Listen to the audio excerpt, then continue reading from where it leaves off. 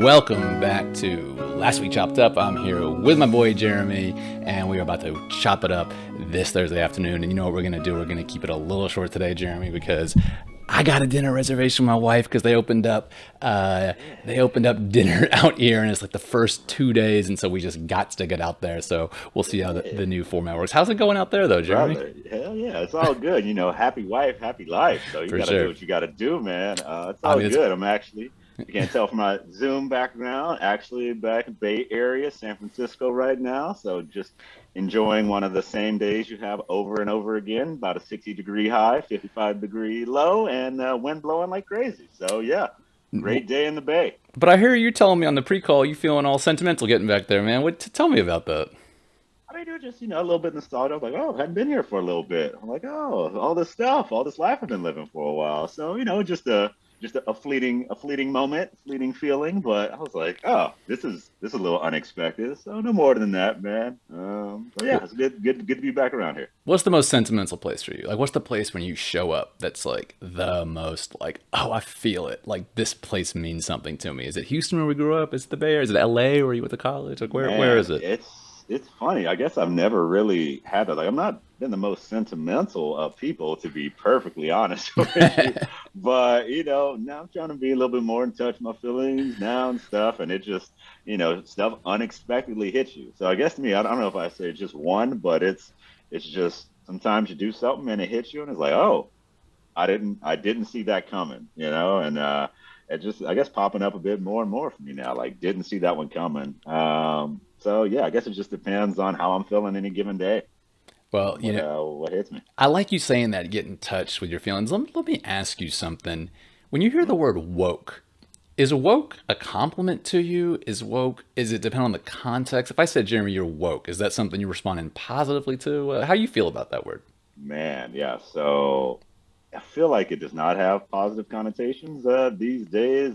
Certainly the context, I think, matters, when you're saying it. But if you're just like, oh, Jay, you're real woke, I was like, hey, man, are you like, is this some internet messing with me sort of thing? Like, Yeah. I don't know if I like being told I'm woke. It's like, yeah, I'm trying to just pay attention to things and be learned. So if that makes me woke, so be it. But I don't like the way it's coming out of your mouth, so maybe don't say it. All right. Like, All right. I mean, not you. I know. But, Because you can't call yourself woke, right? You can't. If you call yourself woke, you're a little bit tripping, right? You can't declare wokeness. Like, but yeah, to your point, if someone's like, oh, he's a pretty woke dude, I'd be like, if you meant it kind of observationally, I'm with you, but it's a contextual one for me. I don't know. right? Yeah, because now it's almost like, oh, you're going out of your way to do extra stuff. Yeah. Like, you trying to be woke. Yeah. Like, this doesn't feel good. Oh, because we're on it. How do you feel about the word ally? Ally, you hear that one a Man, lot. so until last year, I had not heard of ally in the common usage of, like, how to be an allyship with, like, the Black community, gay community. And I was like, all right. But, I think I might have mentioned it. I'm not sure if it was you, but it's like an ally. I feel like that term isn't quite right because allies can eventually turn into, like, enemies. Like, like countries can be allied and then not. Right, like that can change, right? Yeah. So I'm not exactly sure of what the word. Like, I get the sentiment, right? How it can be helpful and partner with you, but yeah, for some reason when I hear like ally, I'm like, I don't know if I need an ally more so than I just need you to. I don't know. Just I be don't have the cool. word, right? So Yeah. just be cool, be helpful, right? Try to make sure we treat everyone equivalently, Yeah. and be anti-racist, not just not say something yourself, but when you're with your group of friends who look like you that say things they probably shouldn't say, you gotta tell them you can't say that. Yeah. I need you to do that. If that's called being an ally, cool. Cool. If it's some other new word, cool. But this is the effort I need here. Cool. No, I'm with it too. I mean, like, look, I try to live that, obviously, but but when I hear someone say I'm an ally to people, I sort of cringe a little bit. Like, do you declare yourself an ally? Like, is that to me, it always kind of comes out a little bit like, hey, I'm an ally to the Black community. Like, if I said that, you should check the shit out of me, I think, if I said Right? that. I'm like, did the association give you the card? Yeah, Like, I exactly. It's don't. like I got a letter from the NAACP today. It says Justin Rao, you an ally. I Right? don't think I got that letter. I don't Yeah. remember It's getting that like, letter. yeah, it's like, are you updating your LinkedIn with official ally membership Oh yeah, status? exactly. Who you an ally of? Well, the black folks, and it's like no, I'm not. I'm definitely not. It won't be coming out my mouth. But to your point, if you were like, oh, Justin's, we met up. I remember growing up, we can take it there. Of we would meet up with, let's say, a friend of yours from middle school, and you meet up and you gave that quick, and I didn't know exactly what it was, but it was kind of like Justin's cool. Like it was like a little bit of like, don't worry, Justin's cool. Like tell me how that must be a black community thing because it's not a thing. And what is that? Explain it to me. Explain it to us. Yeah, so I guess that's kind of maybe, have you heard the term like code switching before? Yes, I have. Yes, I have. Yeah, so I think it's kind of a way to be like, hey man, you don't need to put on no front or Hmm. say things that we only say Yeah. amongst each other. It's like, nah, he's in here. You let N bombs or whatever Yeah. fly. Like you let your full you express your natural you. You don't have to put this filter on. So I think it's like a get right to it. Like, hey man, talk to me like it's just me and you. Like just because it's someone else here, like nah, you can say whatever you want to say. So yeah, it's just a quick check in on be your real self, man. Don't front because this other person's here. Okay. Okay. Because I remember we just take it back. I remember when I helped you move, and I believe it was your uncle and your grandpa were there. And I Yep, yep. rolled up, and you're like, Justin's cool, and it's like, oh, okay, cool. Like this is your uncle's name is Keezy, is that right, or Keezy, yeah. Keezy? And then I think your granddad, you said call him Holmes, and Yeah, yeah. His first name was actually John, but Holmes, always Holmes. That's and it. and you're like, oh, Justin cool. And it's like, oh, call me Keezy, call me Holmes. And I'm like, I don't know if I can call my elders like. I, I was just the whole time I was like, hey, I need help lift it. Jeremy, can you help me lift this? Because I just don't want to say yell because I'm feeling like I just don't, I'm like I don't think I'm not sure I can call a grown up like I'm used to because I was used to saying Mister this Miss I would always call your mom Miss Holmes, right, like I don't, Yeah. right, and then it's like, oh, call me Holmes. I'm like, I don't know if I can do that. I mean, you could have called him Mr. Holmes, and I everyone would have know. been like, okay, like it's weird, but if you want to do it, man, yeah, like Key that's make it, it's already like less formal because his real name is Anthony, which I've Okay. never called him that Yeah. ever in life, and he's like, Yeah. all right, what up, Keezy? Like, I don't even really even call him Unc. I Yeah. don't think even. It's just like, yeah, we write to it on the names, man. But yeah, just one of those like, hey, he's part of the fam. Me and you, like, yeah, he's part of the fam. That's uncle, granddad, Keezy, Holmes. All right, now let's move this stuff. We just keep it moving, keep it light. Well, I hear you, man. Because my dad's family's Indian, and with my wife, we have all like his brothers and all these relatives, and Indians too. You can call everybody uncle, auntie, and there's all these different names and all these nicknames. And she's just like, "Hey, what do I call him?" I'm like, "I'll just call him uncle." She's like, "No, that's not. I'm not just like I'm not just calling every Indian male older than me uncle. Like, you gotta give me." Well, I'm like, "Oh, call him Vivu." She's like, okay, so uncle, right? Uncle, you were going right. Like I don't want to do that, So it's always it's one of those things too in that community. But I hear you. But I remember that Keezy is like but like Justin's cool. I'm like I think I'm like medium cool. Like I don't think I'm cool. I'm not sure. All Um, right. well, that takes me back. I remember that day because that was like is it when you move with someone that's when you're friends when it's like, hey, I'm moving. Who Mm-hmm. shows up? And you're like, well, tell me about. Have you ever had that experience? Like you're moving and then it's like someone doesn't show up. You're like, oh, okay, we were kind of hangout friends. Like just now we both Yeah. know. Yeah, it's like, hey man, we were not. It's that you're like, okay, you're not a ride or die for me. Like Yeah. you'll ride, Yeah, but you'll you damn ride. sure ain't on the die you're certainly side. you're certainly gonna All right. you're certainly And gonna ride. it's fun. Actually, I had an experience like that with someone I thought I worked with. I thought, oh, we're not just work friends. We are friends. Like Yeah. we travel together on Yeah. like trips. Like, oh yeah, let's go party in Miami, whatever. All right, cool. Get a big suite, whatever. And then when she left the company, I'm like, all right, cool. She only stays like mile and a half away. Like, hey, let's meet up, get some coffee, drinks. Silence, silence. Yeah. And then, hey, are you alive? Like, is something happened to you? And then it was one of those last ones, like, okay, again, are you alive? And then had the realization, like, oh, we weren't friends. I guess we were actually work friends. Yeah, yeah, Huh. yeah. Okay, well, keep it pushing, but not how I thought it was gonna go down. Bro, I tell you, with work thing, I remember once on the flip side of that, when I was leaving Microsoft, and I was going to my next job at a company called Homeway, which I don't work for now, so I can mention the name. And there was this guy I worked with. I always thought we were work friends. He was a nice guy. I believe he was, Chinese American, born in China. And he's like, hey, I was going away party. Hey, you want to come? It's like, yeah, I'll come. And so he's like, hey, do you mind if I perform a stand-up comedy routine at your going away party? And I was like, he definitely here for it. Like like I'm 10,000% here for this, right? And so he comes, he's like, oh, are you really comfortable with this? And I was like, absolutely. And he gets up in front of like 30, 40 people and he roasts me.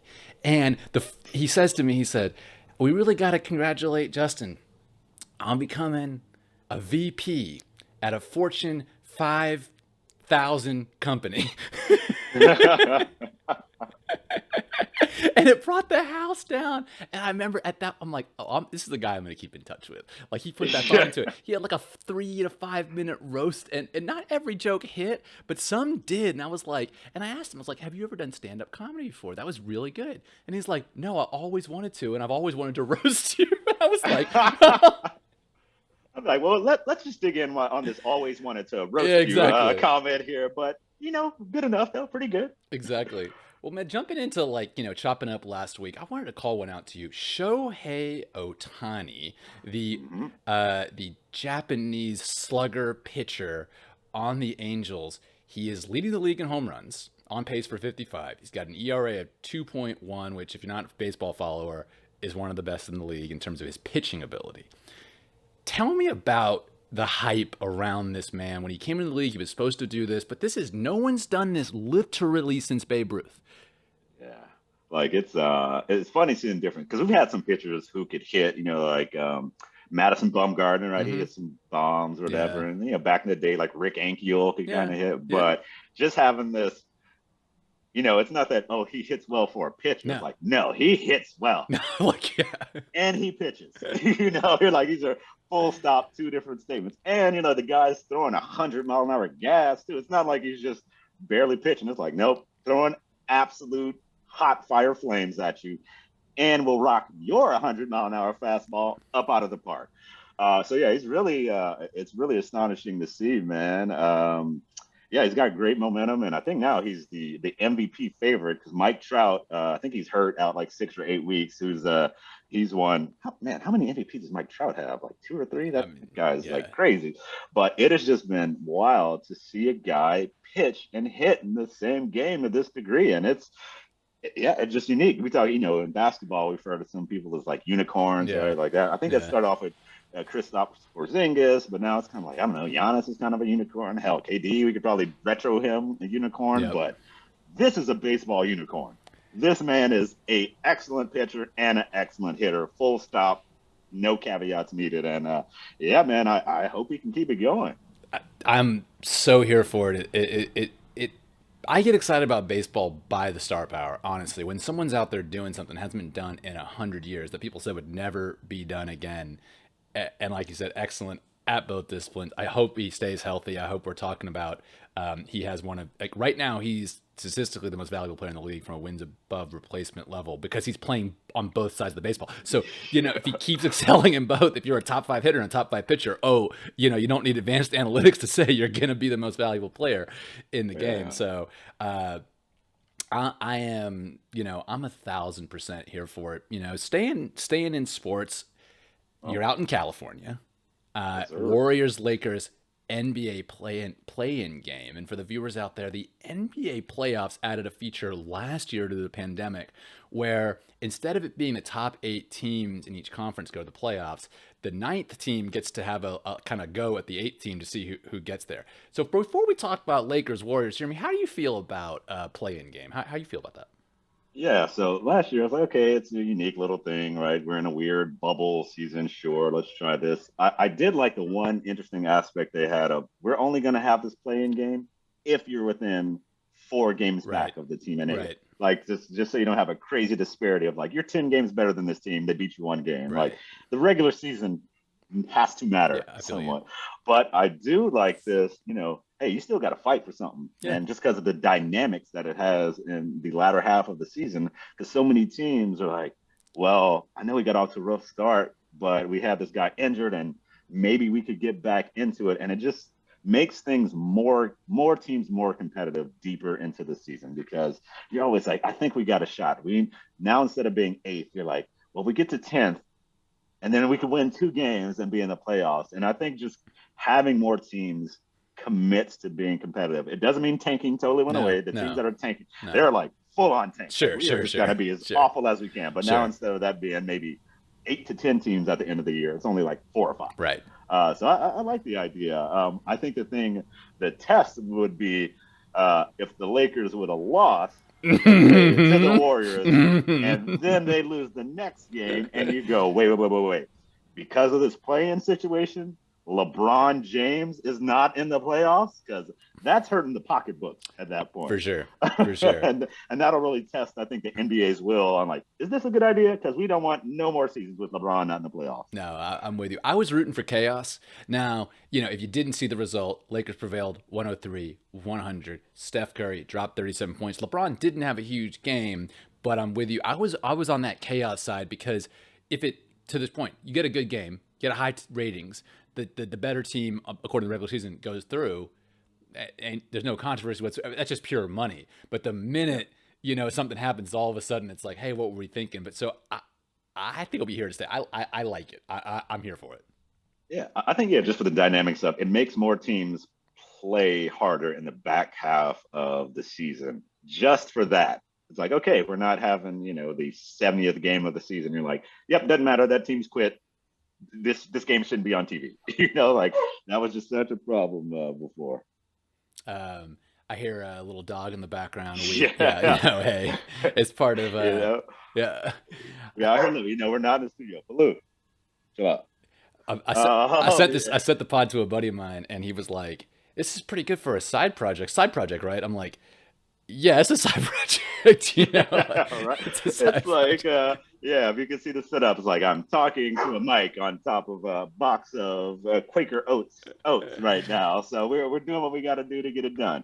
But Jeremy, we got the new below us here. We got the new branding, so we got the new Okay, hotness there. right. Shout out to Fiverr for letting us pay for their services on Yeah, their platform. yeah. And Let's go. right. And speaking of tech platforms, man, I want to talk to you about streaming wars. And so Mm. I'm a big earnings release guy. I love reading the earnings releases. I love publicly traded companies got to lay it all out there. Disney just had their earnings call. Everyone did. And they announced 6 million new subscribers versus 9 million expected. They Mm. say remain on track to reach 250 million subscribers worldwide by 2024. Are you buying or selling Disney getting to 250 million subscribers by I 2024? mean, yeah, that is ambitious because as far as I know, I don't think Netflix has got there yet. I think they're No. about the 210 Yeah. subscribers worldwide. Uh, I mean, there's a chance they certainly got that tailwind Yeah. of the pandemic. Like, okay, so we got to 100 million way faster than we thought we'd get there. So they have to set new goals, right? It's like, all right, the old goals don't matter because we're ahead of that. 250, I think that's tough, but also you got to think their content pipelines really just getting going. Yeah. They're about to be every week either a Marvel or a Star Wars show. And when you get to there, like every week, Marvel, Star Wars, Marvel, Star Wars, Marvel, Star Wars, never new stuff.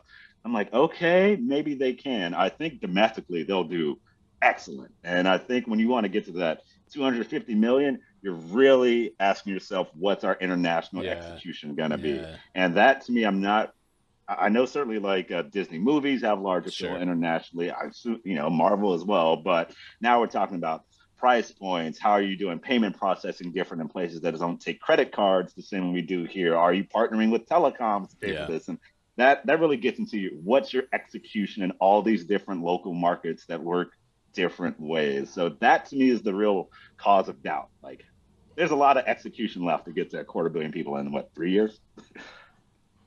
I'm with you. I hear you. One of the things that strikes me a little concerning is when your growth rates slow early in that I'm trying to get to pretty far away, you don't want to see your growth rates drop off because it's hard to turn it back. Not impossible, does happen, but in my experience, doesn't happen that often. So gave me pause. I'd be selling on it just from the perspective of your growth rate slowing faster than you thought. To your point, you're growing into lower intent audiences, markets you have lower brand coverage. You're growing into a harder growth problem, and you're not tackling the one you have with the efficacy you thought. So I'm with you. Paramount Plus, which is the rebranding of CBS All Access, announced 6 million new subscribers as well. So they're competing there, and they're up to 36 million subscribers. So they're in the game. And so we'll see. It's a knife fight now. And when you made that 250 plan, you didn't have this competitor. Paramount Plus threw down a bunch of Super Bowl ads. So I don't know. I'm here for it. I love competition. Obviously, I think it will improve the consumer offering, but I don't know if there's going to be someone out there with that kind of dominance. But I guess we shall see. Well, I don't know, Jeremy. I apologize here. I got to cut it short for a half-length Last Week Chopped episode because I am super stoked to get my dinner on with my beautiful wife, and so we'll test the format. What if this episode gets like twice as many plays? Which honestly, well, what do we do then? Are we doing? No, I like them to 40. We'll see. If it does, then maybe we go from weekly. Like, all right, man. I guess do we do twice a week, 20-minute pods? I don't know. It'd be great. Hop on a 30-minute call, 5-minute setup. Maybe it is. Maybe we'll have to see. If you're out there and you like the new branding and you'll want to hear what we're talking about, and we've gotten a lot of feedback and we're adapting the format. We want to hear it. Just get at us. Get our social channels at LWCU Podcast on Twitter, TikTok, and Instagram. Last Week Chopped Up on YouTube. You can find us on every podcast platform. You know what to do. Hit follow, hit subscribe, hit like, hit all of those engagements. And we're here. We're here, and we're doing this. Two 38-year-old guys doing our thing. Right? So we're here for it. Let's give them a little tease on the 10th episode. We got something special coming for you guys. So, we got a special episode next week. One. 10th episode is going to be nice and special. So we're super excited about that. We're going to have a special guest, a heavy hitter, coming on the show next week. And so we're super stoked about that. And with that, the theme music is about to start playing. So Jeremy, let's send him off, and we'll see him next week. All right. Catch you guys later.